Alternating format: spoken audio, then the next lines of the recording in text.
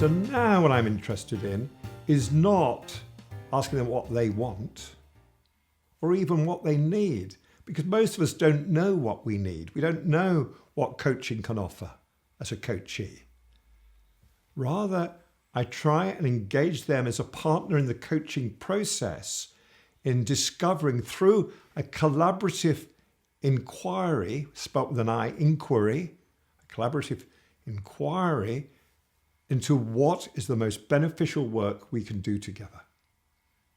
And how do we do that inquiry process?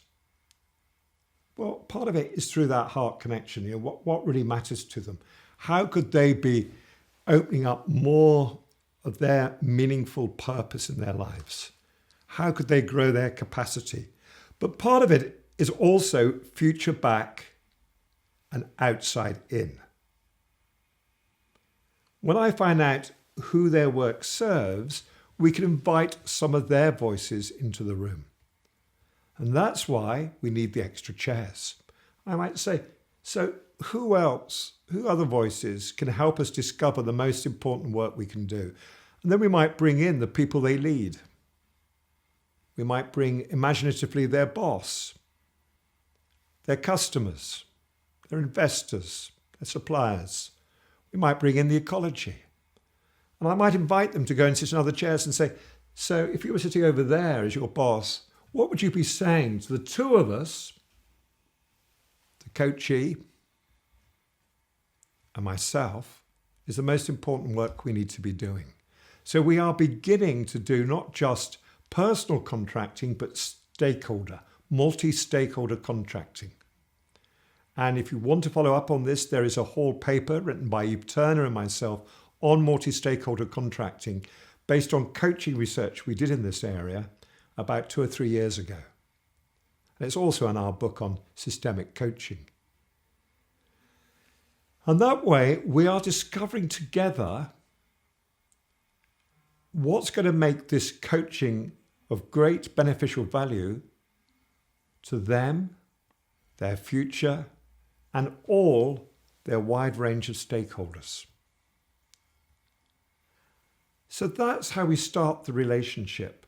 And of course, contracting, emerging out of that collaborative inquiry, is a really important stage. But be careful not to fall in the trap of seeing contracting as something that just happens at the beginning of the relationship. We have a very simple line called the ABC of coaching. And the ABC stands for always be contracting. You don't just discover what's the work you need to do at the beginning of the process. You're constantly rediscovering it. And this way, we are changing some of the paradigm of coaching.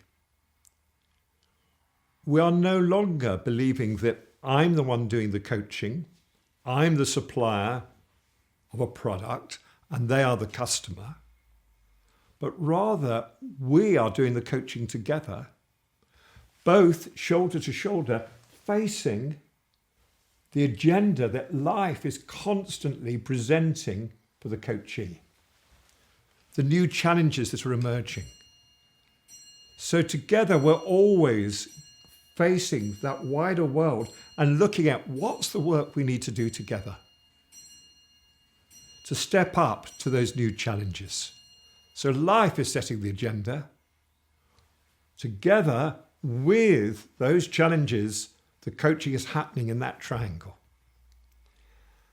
So that's the beginning. Build the heart connection. Build a collaborative inquiry between you as a partnership with the wider world to discover the most beneficial work that needs to be done. Build a contract and a sense of frame around that, but keep revisiting that contract. And that means that throughout the journey, whether it's for 6 coaching sessions or it's a year's journey, we will constantly review. And in that review, I won't just ask, as I used to, what's been helpful, what could be more helpful in the second half of this journey, because I used to ask those questions based on the belief that I was doing the coaching.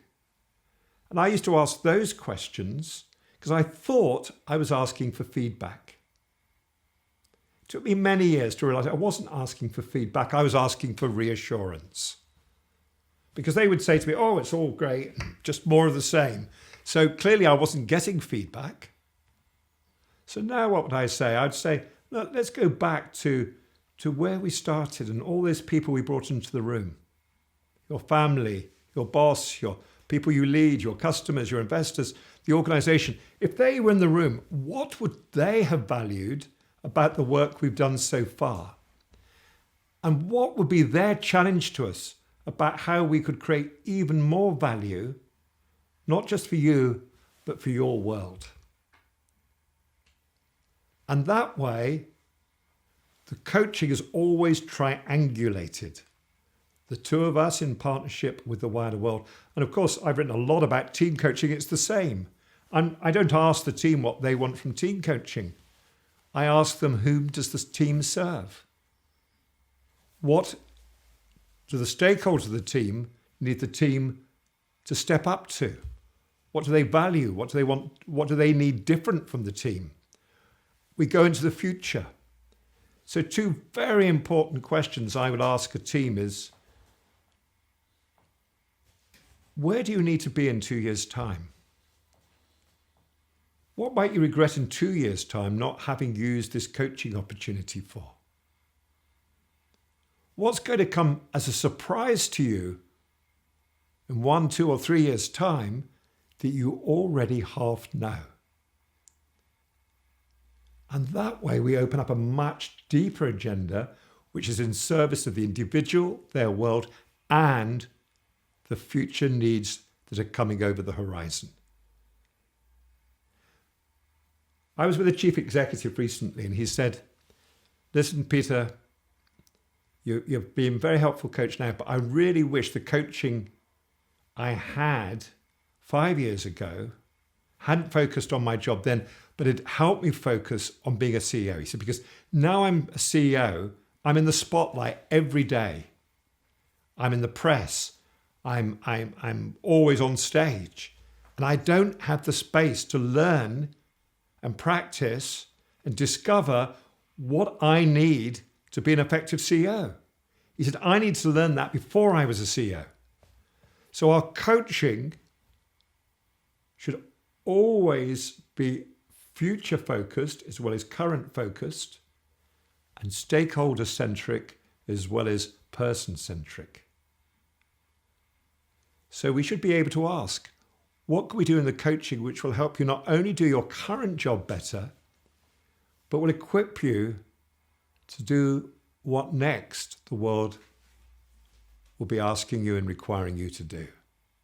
Future back, outside in, systemic coaching.